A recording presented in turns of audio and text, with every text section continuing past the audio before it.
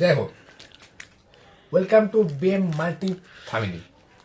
আজকে রাত্রে ডিনার হচ্ছে ছাতু দিয়ে তৈরি পুরেটা, আর হাতে আছে ওপরে কোটিন দেওয়া আটা, সম্পূর্ণ খুব হেলদি খাবার এটা। তো আজকে আমার পোস্ট ওয়ার্কআউট আর রাত্রে সবার ডিনার এটাই থাকবে। আর সাথে আছে বেগুন পোড়া, মানে বেগুন ভর্তা, এটা ডিনার করবো। খুব ভালো।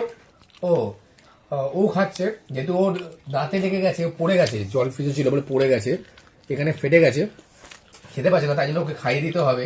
আর সম্পূর্ণ সাইড দিয়ে চেওয়াবে। আর খুবই খারাপ লাগছে যেহেতু বেচারাটা পড়ে গেছে। পড়ে যাওয়ার কারণ আছে, ও খুব শান্ত ছেলে। পড়লি কি করে তুই? পা পিছলে পড়ে গেছে, তো কিছু করার নেই, পড়ে গেছে। আর আমরা খাচ্ছি এটা। তোমরা চেষ্টা করো বাড়িতে এরকম হেলদি বানিয়ে। আমি তো বানাই না, দাও খাইনি, আমার ওয়াইফ বানিয়েছেন, খুবই শীতকালে তোমরা বাইরে কচুরি পরোটায় নাও খাবার খেয়ে যাবো। আমি বলবো যে এটা হেভি।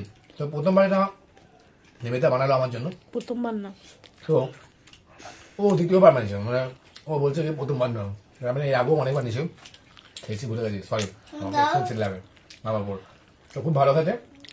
তো যারা, যেহেতু আমি এক্সারসাইজ করে এলাম, পোস্ট ওয়ার্কআউটে সবাই চিকেন প্রেফার করে, ডিম প্রেফার করে, তো আমি বলবো কি পোস্ট ওয়ার্কআউটে চিকেন ডিম ছাড়াও এই খাবারটা খাওয়া যায়। এটা তো তোমরা চেষ্টা করো যে মাঝে সাঝে এমনি ঘরোয়া খাবারের এনজয় নেওয়ার।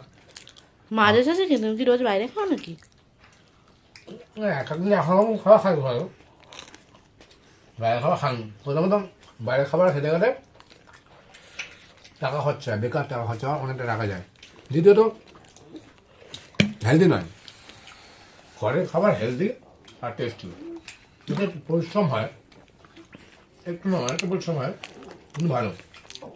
তো যাকে খুব ব্যথা করছে, মুখটা বেশি কথা বলতে পারবো না যে, আর নিবেও ক্যামেরা ধরে আছে। তো আজকের মতন এখানেই ভিডিওটা রাখছি। গুড নাইট, জয় হোক।